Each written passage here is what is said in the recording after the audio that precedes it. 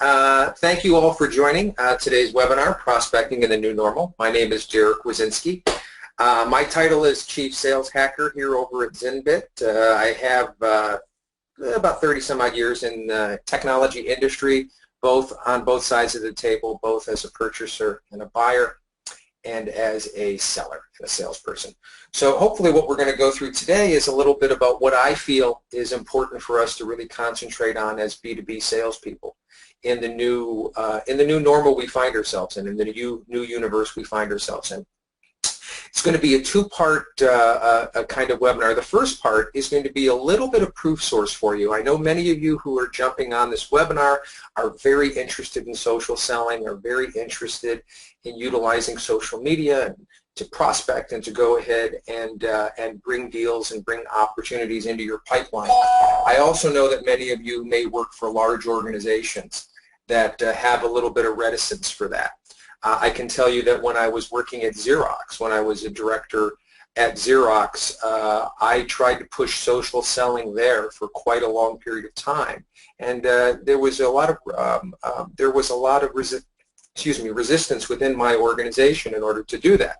Now, when I was at Xerox, it was a $24 billion company. When I left, it became an $11 billion company. I'm not saying that's because of me or social selling, but what I will say is that I can understand how some large organizations may push back a little bit. So the first part, maybe first 15 minutes, are going to be a little bit of proof sourcing, talking a little bit about the environment we find ourselves in, and then we're going to go get to some meat and potatoes as far as some of the tools, some of the things that you can go ahead and utilize socially in order to engage prospects and engage customers. As Amy said, please feel free to ask questions throughout, and then we will have a question and answer period at the end of the webinar. So with that, I'm going to go ahead and just start here. When I take a look at the sales environment, the sales ecosystem out there, I see primarily one particular challenge that all of us, regardless of vertical, regardless of what we sell, what widget we sell, and that has to do with prospecting and pipeline. The average rep or SDR will make 52 prospecting calls a day. Average salesperson sends 200 prospecting emails a week. And for most of us, the number one problem still is a lack of sales pipeline, the inability for us to get people interested enough in what we sell to become opportunities in our pipeline that we can move them through our sales process. It doesn't matter if you love cold calling or if you think email is the best thing since sliced bologna. Really, what's happening out there is the lack of interaction with potential prospects is what's killing our pipeline. And as you all know, since you're all quota-carrying salespeople, the lack of pipeline kills. So I call this issue the idle paradox, and I take it from the philosopher William Idle. And what William Idle said was more, more, more. And this is kind of the feedback that we get from sales leadership and executives in the organizations we work for. Our pipeline isn't big enough, so we have to make more phone calls. I'm not getting feedback from enough clients or prospects. You need to send more emails. It's kind of the go-to advice that we normally get from our organizations. So much so I did write a post about it that you can take a look at it, where I do believe within our industries we do have a more problem. I think the main problem here is that we've got a lot of sales leaders and sales managers out there that really haven't worked a deal from prospect to close since maybe the Clinton administration or the Bush administration. So when they were selling, direct contact with sales reps, either phone, knocking on doors, was the main way clients found out how to sell stuff and things. So their answer is, of course, always more. Knock on more doors, make more phone calls, send more emails. The problem is, we, as you and I know, working in this environment, we don't exist in this. We don't exist in that world anymore, because there's a couple of brutal truths we find ourselves facing. The brutal truth is, when it comes to phones, 80% of the people we're calling don't answer the phone if it's an out-of-state number, toll-free number, or unknown number. That's just basic. We know that just picking up the phone we know more often than not people aren't going to answer. And even those that have embraced email as a prospecting tool find out that less than 24% of our emails are actually even opened by our buyers. So the brutal truth is the way we've been trained to go ahead and communicate isn't working, because it's a dialogue, it's a monologue, not a dialogue.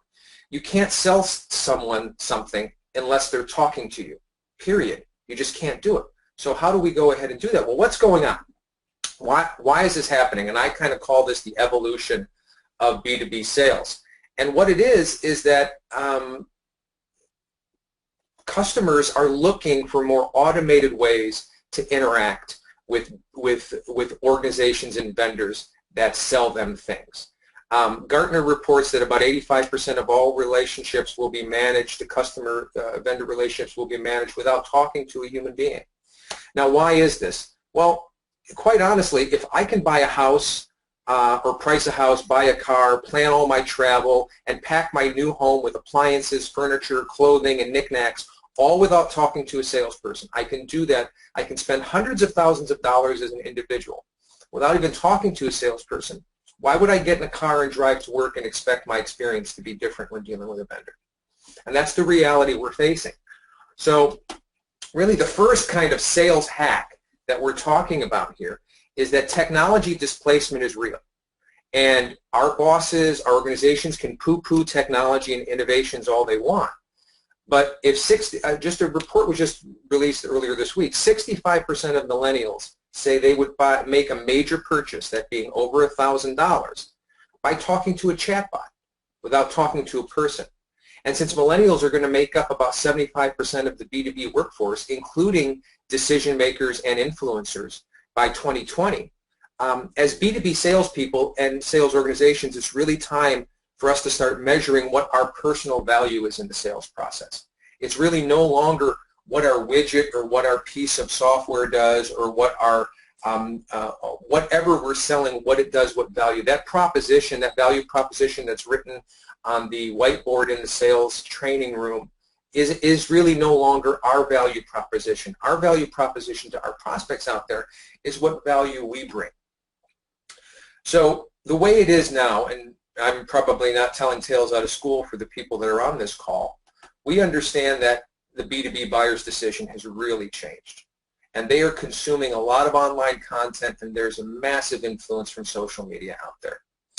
It's increasingly difficult for us to sell our stuff and things to people with people that are knowledgeable and social media savvy. And it's important for our leadership to understand that really social selling, as we define it, is no longer really an option, but it's a requirement.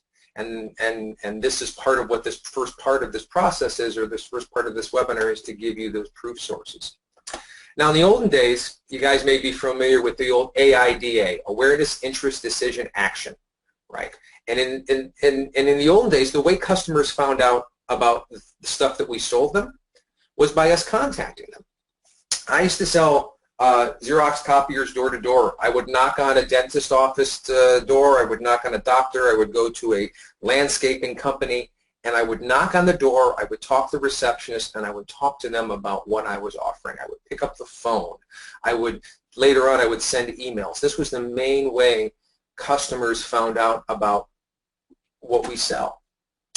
But with the advent of technology, that's moved way down the list, because with the environment that exists right now, with the internet, with social, awareness and interest is already something that the customer, the buyer, the prospect is able to do on their own. They don't need us to pick up the phone, to knock on their door, or to send them an email to tell them about our new widget, or why our brand X is better than the brand Y that they have right now. So the awareness and interest that we normally had way back in the day when our sales managers and our sales leaders were selling really no longer exists, because our customers are already very aware of what's going on out there. So because of that, because that space exists up there, you see in the upper left-hand corner, we have to exist in that space as salespeople. We can't leave it to marketers. We can't leave it to people that are trying to speak from one to many. We need to have one-on-one conversations with people in the social space in order to go ahead and communicate our own personal value proposition. Because really that's the only way you get the action, which is them sitting down with you and discussing how to purchase your product or service. Now, many of your managers will talk to you about prospecting the old way. You know, they would buy a list, they would go ahead and ask you to either get on the phone, send emails, knock on doors. And this worked for a great many years. But now we find ourselves waiting for feedback from calls and voicemails we leave, from emails that we send, from doors that we knock on and business cards that we leave, and nobody calls us back. Because when it comes right down to it, people, if you're not offering value yourself, there's really no reason for them to interact with you. Jill Rowley, who's if you take a look at her on the internet and LinkedIn, she's really big into social selling. She's also a decision maker in her own organization. If she doesn't recognize the phone number, she doesn't even check her voicemail. She doesn't even pick up the phone. So how do you sell to Jill Rowley? And that's what I'm interested in, and hopefully that's what you're interested in here in this webinar. Now, managing the data, talking a little bit about how our customers interact. Well, our average B2B buyer consumes about 5 pieces of content before they speak to me or you. 77% of them said they did not talk to a salesperson until they had performed all of their independent research. So think about those two things right there. Number one, they've already consumed 5 pieces of content online, talking about your solution, talking about the market, talking about whatever.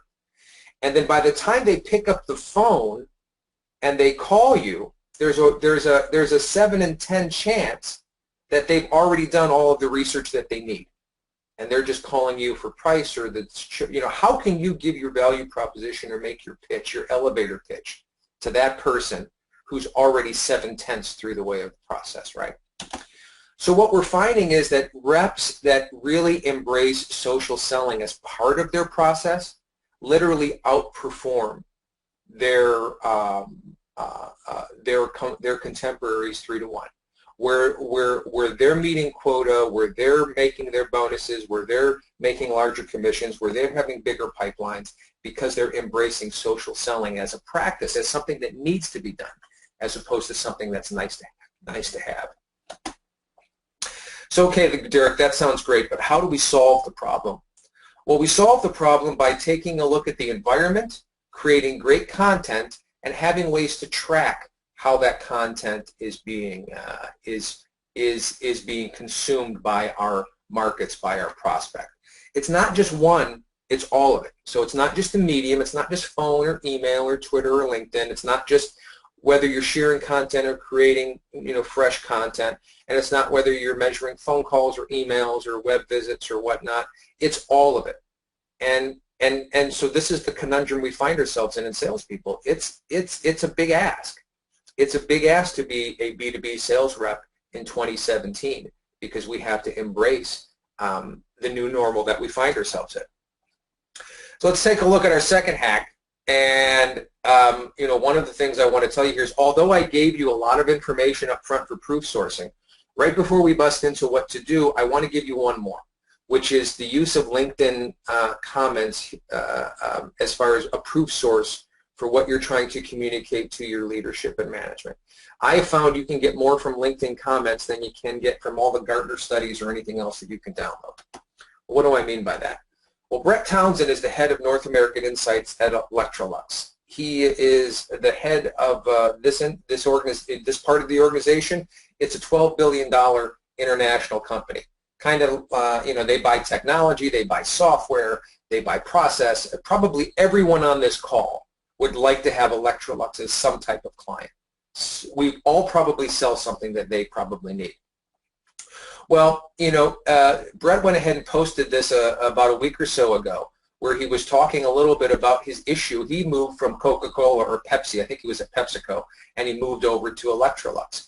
And he said that, just jumping over, he received 50 unsolicited contacts by salespeople. And even one guy or one gal left 12 voicemail messages. He's like, enough already. If we as salespeople don't know him, don't know his company, how can they ask for a meeting? How can we go out there and tell them that our tool, our widget is what they need? This individual is always interested in learning and getting great insights. His title has the word insight in it. But how are we communicating to him? We're picking up the phone, we're sending him unsolicited emails, we're sending them marketing. And here's a $12 billion customer that all of us on this call could go ahead and reach out to today and potentially have something to do with. And it's not just him. If you take a look at his post, it had 1,400 likes and 455 comments. And you talk to other people, they go, look, cold callers are a giant waste of time and suck the life out of leaders. He fights this battle every day with Oracle and Salesforce and everyone. This is another buyer. Here's another buyer who's really not even blaming us. It's not our problem as salespeople. He understands what we're under. We're under pressure to meet numbers, and we're not prospecting the way that will actually help us or help the customer, right? And he says, I feel their pain but cannot afford to share it. I simply don't have the time. There's an empathetic buyer who you would love to pick up the phone and call or shoot an email to or have a conversation with. And he's not going to answer the email. He's not going to pick up the phone because we're not reaching out to him in the most valuable way. So social selling in practice. So this is kind of encompassing of what we're looking at. There's multiple media channels, multiple things we need to be doing. There's also ways we can go ahead and interact and track customers and then measure with analytics, and then again with the mediums that we desire, whether it be phone, email, whether it be physical meetings. But the big point is 65% of buyers feel that your content as a vendor, had an impact on a final purchase decision. Not marketing content, not stuff that came from a brochure or something else, the content that we're providing as vendors. We are the first line in the sales trenches there. So it's incumbent upon us to go ahead and provide this level of content. So how do we do that? And so the rest of the webinar is going to be dedicated to that. So you've just been inoculated with all of the whys. Now we're going to talk about hows. Okay. So first, hows is that there are two services out there, Twitter and LinkedIn, that you should be engaged in. Many of you are engaged in some point, but we're going to talk a little bit about what that level of engagement should be and what you need to do with these two platforms in order to go ahead and start your process into social selling. So first things first, your LinkedIn profile is your billboard to your customers or people that could be your customers. And many of us in sales have our LinkedIn filled with stuff about how many years we were at quota, our President's Club awards, the deals we did, how many millions of dollars of business we did, pictures of us and our trophies and our awards, our banquets, all of that great stuff. There's a picture of all your prospects that care about the years you made quota. Your LinkedIn profile needs to be about your customers, not about you. It's no longer a resume. If you need a resume, write a paper resume and have it ready. You can send it to whatever hiring manager you want. Your LinkedIn profile, if you're in B2B sales, has to be about your ideal customer, the people that you're trying to sell to, because that's the way they find you. That's the way they look at you. That's what they're going to be looking at. Even if you pick up the phone and talk to somebody, they're going to hang up the phone and look you up on LinkedIn. And what are they going to see? Are they going to see how you can help them, or are they going to see, your multiple trips to Maui because you made President's Club? So again, those things aren't bad. And I love going to the beach as much as the next guy. I love being a President's Club winner. But the issue is that what are you communicating to your prospects out there? So first things first, you have to scrub your LinkedIn profile. It is no longer a resume. Think of it as a commercial. And it's a commercial for you, and it's a commercial for what you're putting forth for the company that you're working for. So let's take a look at that, and I'll use myself as an example here. So if you take a look at my LinkedIn profile, the very first thing is, what is it that I really do? Well, rather than talk about my actual title or things that I'm a VP of sales for multiple organizations, blah blah blah. What do I do? I'm into modern sales process improvement. I want to help with customer success leadership. I know how to generate demand. I'm pretty decent at social selling. So these are the things, these are the first things that people, when they search me, they take a look at. Secondarily, as you move down, you see I provide a lot of content, and we're going to go into a little bit of that, how that happens and how you can do that as well. But that content is there. I have multiple posts. I post other people's things. That's what I go ahead and do. If you look at the rest of my profile, you see number one, my current job is the job I focus on. Nobody that's talking to me to purchase something from Zinbit cares what I did at Xerox, or cares what I did at Viewpoint, or cares what I did when I was at the NSA back 25, 30 years ago, right? Nobody cares about that. What they care about is what I've been doing the last little while and how I can go ahead and help them. So that's where you have to go ahead and focus on. And it's not just text. Because LinkedIn provides you the capability to provide media, you can provide a recorded video intro. The ability to go ahead, whether it be like here where we created a little cartoon that talks about what we do, you can record it yourself on your computer and upload it that way. So it's an introduction. Maybe it's your 30-second elevator pitch to what you provide. But again, what you're trying to do is this. You can see here, this has nothing about me wanting to get a job somewhere else. This is about me trying to offer you all, which is part of my, I sell to salespeople. I also sell to sales operations. I sell to leadership.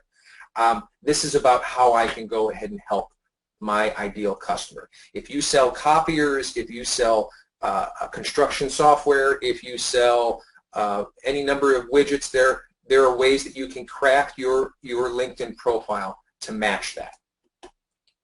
Okay, so another little hacker here. I only reach out and connect to people that are potential customers, and I accept LinkedIn connection requests from people that could be potential customers. Way back in the day, I used to connect to my coworkers. I used to connect to people that I went to college with or high school with. That's what Facebook is for. That's what all this other stuff is for. LinkedIn right here, you should be connecting to current customers and potential prospects. So go through your customer list and connect with every customer that you have. And the reason why is because if your customers are AP managers, you connect with those AP managers you've already sold or your organization has sold, they're going to be connected to other AP managers. And when you start sharing content that has to do with what AP managers are interested in, you're going to get second and third level views from people within their networks. And that's the most important thing when you're looking at connecting on LinkedIn. It's not about you. It's not about what you need. It's about who you're trying to connect to and what they need. So again, go out and then go into your customer list and reach out and make a connection request to every single customer you have. And if you do that, as you move through the steps here, we talk about creating content and providing content streams in these social media sites. You'll be amazed at the level of interactivity that you get from potential prospects, because you're not only connecting to the customer that you sold last week, you're connecting, and your LinkedIn update is showing up not only there, but in many of the different feeds that that particular customer is connected to. So Twitter as well. So Twitter has some of its own different rules. Twitter is you have to follow to get followed. So you have to follow people that are interested in what you're interested in. So once you start doing that and you start posting some of the information, you'll get that interactivity. If you notice, my LinkedIn and my Twitter have very similar branding, almost identical. This is about your brand as a rep. This isn't about your company's brand. This isn't about when I worked at Xerox, or even when I worked now I work here at Zinbit. I'm with Zinbit. This is about my brand as a valued expert in my field. So my branding is important to me. So not only is the message that I'm providing, but actually the imagery and everything else, I want it to be kind of uniform across all digital medias. And let's talk about a little bit about content on Twitter. And actually this is content about LinkedIn and Twitter and everything else. While we're going to talk a little bit about how to create content and how to create your own content, one of the most important things you can be down with is something we call OPC. So are you down with OPC? Well, what is OPC? OPC is other people's content. There is a plethora, a virtual cacophony of information out there that other people are providing. All of this other content, whether it be on LinkedIn or Twitter, that you can be looking at, sharing, and commenting on. There are multiple leaders, whatever industry you're in. If you're selling molecular colliders or superconductors, or if you're selling fax machines, there are leaders within your industries that you can be following and sharing and liking their content. And again, it is about liking, commenting, sharing, and repeating often. And then about original content. So what does that look like? So first off, all of you, since you have a LinkedIn, you should be looking up what you sell under the posts capability under search. So when you go into search in LinkedIn, you can search widgets or copiers or software or whatever you sell, and then you can view posts, all the posts that people are writing about widgets or copiers or healthcare software or anything else to that effect. And that's where you can start finding what's going on in your industry, what people are interested in. Because again, remember, it's not about what you want to communicate. It's not about you want to say, well, my widget saves 30% on widget costs. Customers aren't interested in that. What they're interested in is what they're interested in. You have to go where they are. Once you find leaders within your industry, you need to go ahead and look at what they're posting and then comment on it. And what you'll find is if your comments are insightful enough, people will comment on yours, they will like yours, they will connect to you, so on and so forth. Now, how do you find some of this content outside of LinkedIn? Well, I'm going to provide you some links at the end of this, but BlogRank is a great way to go ahead and find whatever blogs you're interested in, business blogs, industry blogs, everything else, and you can go ahead and find them and utilize that data, that content to provide valuable insight to your particular network. And then you can also create your own content. And by creating your own content, you can tell stories that are happening in your business life. Here I went ahead about a month ago and I made a post about a cold email that I got from a rep. And I posted it to my network and I said, hey, what do you guys think about this? And you see I went ahead and brought in a couple of experts within our industry by highlighting their name and bringing them into my post. I can't tell you the last time I remember I did something that 21,000 people saw. And I can tell you just from this post alone, I have gotten a whole bunch of connection requests and a whole bunch of follows, and more importantly, a whole bunch of people that are interested in what I sell at the end of the day. So again, it's a matter of scope. It's a matter of I could get on the phone from now until I turn 82, and I won't be able to talk to 21,000 people.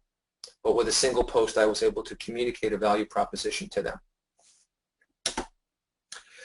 So I know what you may be saying, Derek, this sounds great. I would love to do this, but I've got a quota. I've got calls I have to make. I got a boss breathing down my back. I got to enter data into the CRM. I got kids at home. I know. I have all of the same things. You may not feel you have the time. So here's another piece of technology that you can be utilizing, or a piece of technology like this to help you. There are social media managers. And what these social media managers do, and this is the one I use, it's called eClincher. And what it does is it provides me a way where I can preload all of my social media activity that I want to go ahead and do at the very beginning of the week if I so desire. So here you can see the entire week that we're talking, I went ahead and preloaded at least 1 or 2 social media posts on LinkedIn and Twitter that are going to go out regardless of what I'm doing. And as a matter of fact, if I time this correctly, it is 8:33. At 8:30, while I was talking, I had a social media post go out on Twitter talking about, and you can take a look at my Twitter feed, talking about me being on a webinar and me posting socially at the same time using technology. So the fact of the matter remains is that you can have it all. So what I usually do is on Sunday, I spend about 90 minutes or 2 hours while I'm watching a game or I'm doing something else, and I sit there at my computer at the kitchen table and I preload my social media for the week. And the great part about these tools, it's not only the schedule, you can also tune it to provide content. So here I have a whole bunch of what are called RSS feeds, where I can see from major publications information and content that's coming out that I can reshare, retweet, and repost on LinkedIn. I can also curate data or curate feeds. I can say, I want to look at everything out there about B2B sales or about Salesforce, about other things. And I can have that all come into one place. And even better, I can go ahead and turn on monitoring. So I can monitor hashtags and keywords on Twitter. So here you see my Twitter monitoring. I'm looking at everything that has to do with prospecting or sales or Salesforce or Zenbit or even myself, and people are talking about me on Twitter. I have all of this coming into one place. So I sit there on Sunday for 2 hours and I front load my week. And then that way I can concentrate on what my boss wants me to do or what my organization wants me to do. So you definitely can. The technology does exist out there to go ahead and do a lot of this for you. It still takes you finding good content or creating good content, but the fact of the matter is it's no longer I don't have the time to be socially posting or doing these types of things. Okay, another hacker alert. People like funny. They just like funny. Everybody on this phone call has a sense of humor. You're in sales, you have to have a sense of humor. Nobody can knock on 100 doors and get 100 no's and not laugh about it and last in this industry long, right? So people like funny, but you can use funny to provide content, to inform and even provide insight. And so here's a content sheet that I'm giving you here. And you probably, if you're like me, you like memes. You probably see these in your feeds, and they're great, and they're fantastic, and you think they're really funny. And sometimes you share them, but you wonder about who's creating these. Well, after this call, hopefully you're creating them, because I have found that memes are a great way to go ahead and communicate either a value prop or a question or something else, provide a laugh, and also provide a little insight. So the solution I use is free, and it's called Image Flip, and it's a meme generator. And you can go there, and it's got all the images for you. It's got everything there. So if I'm looking for a meme that I want to create, and I can look through all these particular memes, and I'm going to click one. I'm going to go ahead and click on Archer's face down there at the bottom. It even gives me an example of how the memes are used and the context are how they're used. So in this case, Archer asks a question, and then he gives a real basic kind of obvious answer.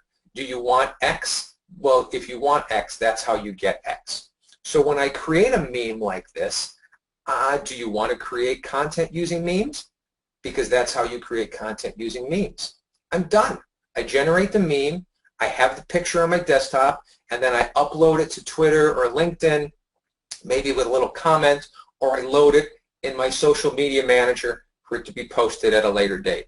There, you've just been able to go ahead. Now everyone here can create memes and create humorous ways to interact with clients. I can tell you, memes are a great way. I get a lot of feedback from memes, and it really is something extra that you can do that doesn't take a lot of time, but can drive traffic not only to your social media sites, but also to your brand.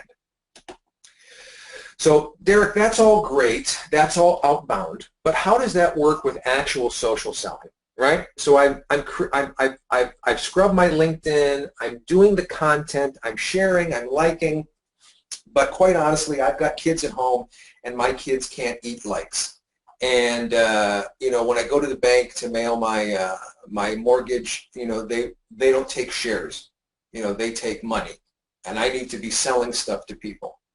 Well, the way this works is, again, at the very beginning we talked about pipeline, a lack of pipeline. And the issue with the lack of pipeline is we are not connecting with people that are interested or want to go ahead and buy what we are selling. That's a very, very basic definition of that. So how does all of this front loading of insight and information actually help? Well, I'm going to give an example here, and I was lucky enough to have the individual that I'm giving the example of here. She's actually in the webinar right here, and this is the story of how we connected. So I think it's incredibly important for you to go ahead and see how this works. So about a couple weeks ago, I went ahead and made a post on social media, and I believe it was a post about an email from a rep that I got in regards to how they were trying to cold email me. And this individual, Janine, went ahead and commented on it. And she made this great little comment, and she talked a little bit about how she would do the email in a more positive tone and everything else. So the fact of the matter is Janine went ahead and saw something I posted. She went and took the time to comment on it. So when I take a look at Janine, I see that she's got a couple 2,000 followers. She is active in social. And when I take a look at her company in Sales Navigator, in LinkedIn Sales Navigator, now all of a sudden I'm seeing that they're between 1,000 and 5,000 employees. They've got international scope. She's located in Canada. And then when I checked my own CRM, I found out that they were Salesforce. They use Salesforce as a CRM. So since kind of that is my ideal customer profile, a sales organization that is large, a lot of potential licenses, international reach, looking to go ahead and move deals through the pipeline, and are most likely looking at sales enablement software at some period of time, right? So knowing that, I took a look at Janine's activity, and I saw a little bit about what she's interested in and what she's posting. And lo and behold, I took a look at one of her posts, and I saw something that she wrote, and I read it. So this whole process that you just saw here probably took longer for me to talk about it than it actually took to do it. But I went ahead and was able to go ahead and do this. So once I read her post, I went ahead and sent her an email. And now this is no longer a cold kind of email that I'm sending out to someone that I don't know. It's not someone I'm picking up the phone and I did 5 minutes of LinkedIn research for. And now this is someone who's already interacted with me, that already knows me, that's already went a little, commented on something I've done, and now I've done a little research on. So what I did with her is I went ahead and I personalized that first part of the content. I said, thank you for looking at my post. I liked your idea. Hey, I like that, I just followed you. Thanks for posting the TED Talk. I really liked your post reflections. And I mentioned a little bit about what was inside the post. Now I read the post. So I went ahead and did this. So I personalized that content up front. Then I went ahead and wanted to provide her some market insight. I know a bunch of people are talking about prospecting, right? So I went ahead and talked a little bit about this. Some of you may have gotten similar emails as well on this. I went ahead and provided a content link where I'm showing her where she can register for this particular webinar. She can also, I did something I call the anti-pitch. The anti-pitch is right here where I go ahead and so no big sales pitch. This is simply what we do. If you're interested, you can take a look at what's going on down there in my signature. So I call it the anti-pitch, and you'd be surprised how well it works. So again, I look forward to talking with you. I talked about my social presence here. I went ahead and provided a proof source. Now let me talk very quickly about a proof source. I went and every email I send out has a link to our customer reviews, because I know that 80% of customers will avoid a company with bad reviews on social media. So the fact that our reviews are like 4.8 out of 5, I include that link because I know that that's another proof source for customers.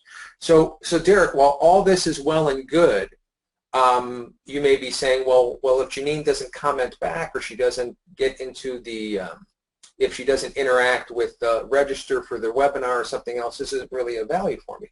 Well, again, I'm going to show you another tool, and this is our tool, Zinbit. And what Zinbit allows you to do, it allows you to go ahead and see exactly what is being done with the email that you just sent out. So Janine, I can see that she opened my email. I can see that she clicked the link for register, and I can see that she even clicked at zinbit.com what I'm interested in. So I know she's interacting with my email. This is regardless of whether or not she sends me a response or not, right? But wait, I can also take a look at my website analytics right here in my email, and I can say, oh, Janine, it was interested in sales and driving Salesforce. She went to that part of my website. She looked at my contact information, and oh, Janine also looked at pricing. So from a post that I sent out there to the world, Janine interacted with me. She's a larger enterprise, she's a representative of a larger enterprise sales client that has looked at this email, looked at me online, looked at my pricing, looked at my product, and turned around and actually registered for this webinar, I think, and if Janine thinks she's going to not hear from me after this webinar, she's sorely mistaken. I've been in sales for a long time. This smells like a lead to me. And because I was able to follow Janine and I found out who her company was all through LinkedIn, I also know that they just got a new vice president of sales in their UK area. That was in my feed today, Cornerstone on Demand. So Cornerstone on Demand not only is now a potential opportunity for me, but now I know information about them, and I know that there's things going on. So again, this is great for the one-offs of how I can go ahead and interact with people that are interacting with me. But you may be saying, Derek, that's great, but what about scaling? I can't wait for people to comment on my LinkedIn or my Twitter in order to try to sell them. Well, you can, but other than that, let's just say, okay, let's talk about scaling. How do I do something like this? How do I reach out to multitudes of people in order to do this? Well, here's another product plug that I don't get any money for. This is actually a free application. It's called Elusify. And what Elusify is, it is crowdsourced B2B sales leads. What it does is when you sign up, it takes a look at your contacts, just like it takes a look at everybody else's contacts, and it provides access to those contacts in a central database, just the names and just the email addresses and titles. No phone numbers, no anything else like that. This is all for social. And so by signing on and doing this, what you're able to do is get from 200 to 500 leads specific to what you're looking for a week. And these are real leads. This isn't a list I'm buying from someone that is selling lists. These are contacts from other sales reps out there in the world that are calling on them, and these are good email addresses. These are good titles. So I do this every week, and these are the lead titles that I look for. And what do I do once I get these lead titles? I go ahead and provide and create decent, informational, outbound emails. And because I'm personalizing a little of the content, providing a little marketing insight, citing proof sources, and providing my social presence, I provide all that. I can also see if they're looking at it and if they're interested in what I'm providing. I do this every day. This is my main way of prospecting. Not to say I don't get on webinars, I don't get on the phone. That all is further down the list for me. But my social presence drives the traffic to me, along with regular inbound marketing and those types of things, in order to go ahead and provide ways for me to communicate to people within the world there. And it's using a multitude of different tools in order to go ahead and do that. And then at the end of the day, once I've determined that they're interested in me, they're interested in what I'm doing, we've already connected and communicated a little bit, and they want to talk, that's when I pick up the phone or I ask for the meeting. At the end, not at the beginning. So we have another hacker here. Communicate the way it works for your prospects, not the way experts say. I like email. Email works for me. I do get on the phone secondarily. There are a lot of people on the phone that like the phone. If you like the phone and it works for your organization, do that. Is cold calling dead? Isn't it dead? I don't know. Third base. It's completely up to you guys as far as what works best for you. I don't know, how your customers want to be spoken to. You do. So do that thing. But do it smart, and do it in providing insight and providing ways that you can go ahead and communicate what they want to go ahead and speak about. So how do you act your way into this new way of selling? Well, there's a couple questions that you have to ask yourself. First, you have to ask yourself, who are the people that I should be talking to? Who is your ideal customer? It's called an ICP, Ideal Customer Profile, and I need to identify those people. For me, it's sales leaders, it's CRM administrators, and it's salespeople. For you, it may be technology buyers, IT, CIO, it may be HR people, AP people. Whomever those people are, you should identify who you should be talking to. What are they interested in? Newsflash, they're not interested in saving 30% their widget costs by buying your widget. They just aren't.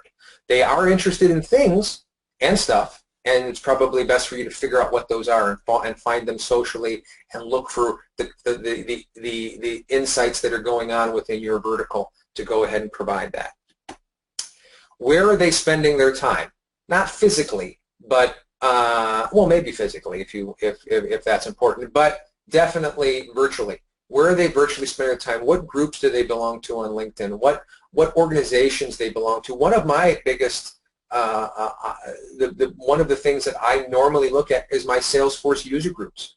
We actually communicate to Salesforce user groups across the country, and we go out and present information like this to Salesforce user groups. The way we connect to them is through is socially. The way we're able to do that is to communicate a value that we provide outside of what we sell, which is Zenbit, where we talk to administrators, Salesforce administrators, on how they can get better adoption, regardless of whether they buy our product or not. And by offering that value, I can tell you that by spending the time where they are, it provides us value in pipeline, and more importantly, pipeline at the end of the day. There's two questions here that are really important, and they're probably the hardest ones to answer. Why am I personally interesting to my customers, and how can I get them to respond? All of this other stuff is really easy. Those are probably the two hardest questions you can ask yourself. Why am I interesting to them, and how can I get them to respond? If you're interested in talking to me a little bit about it, outside what we do at Zenbit and selling, talk about your sales process, talk about your product and how it may be interesting and how you may be interesting as an actual value proposition yourself, you can communicate with me in a number of different ways. I'm more than willing to go ahead and help and mentor and talk to you about how you can go ahead and better represent yourself socially to go ahead and sell. And again, that's a conversation outside what we do as far as Zenbit. But outside of that, let's say, Derek, I like the information. I don't want to talk to you. So what can I do?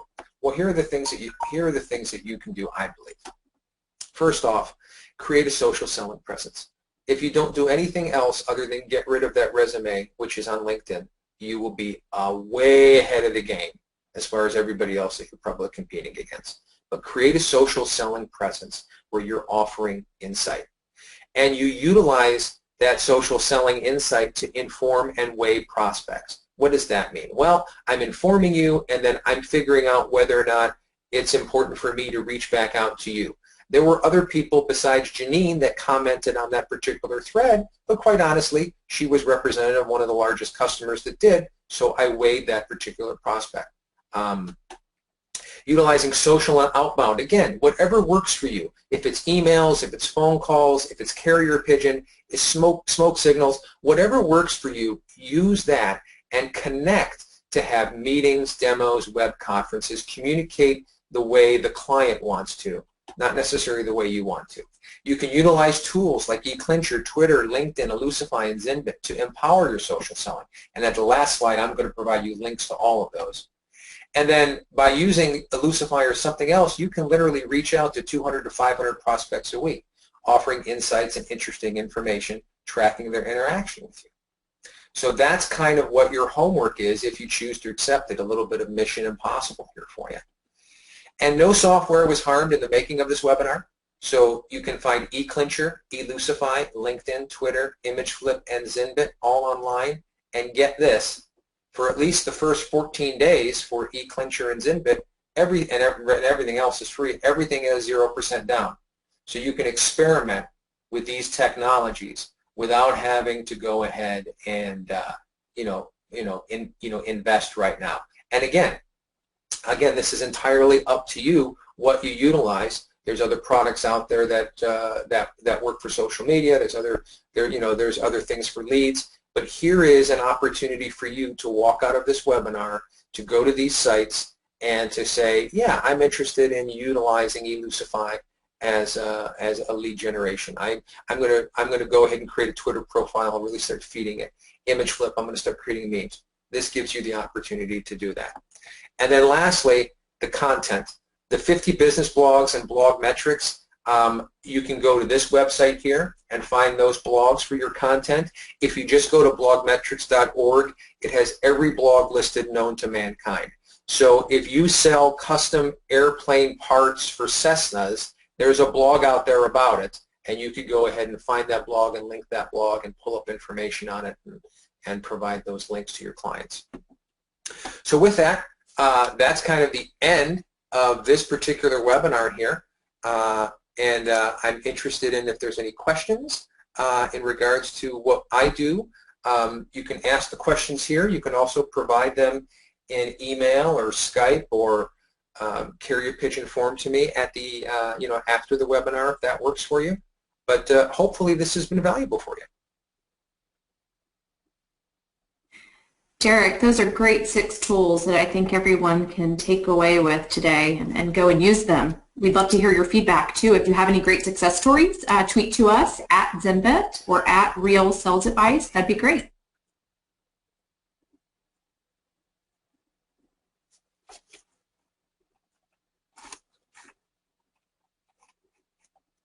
Oh, well, we've just got a couple of comments. Looks like people will be taking some information, and yes, hopefully this has been informative to you. So so again, feel free to reach out to me. I'm more than willing to go ahead and talk to you about how you can reach out socially to your particular clients. Again, my clients are salespeople, but whomever your clients are, and we can craft a way where you can best communicate to them.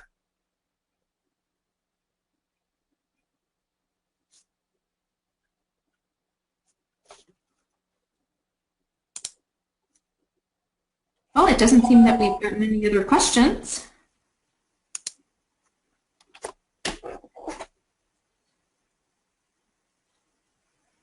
Thank you everyone for joining. We've recorded this session today, so we'll be sure that everyone gets a copy of it.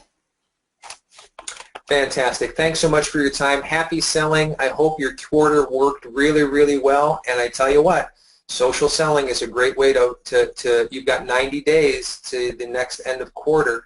This is a great way to go ahead and see what will be in that pipeline in the next 90 days. So take care, happy selling, and I'm here to help in any way I can.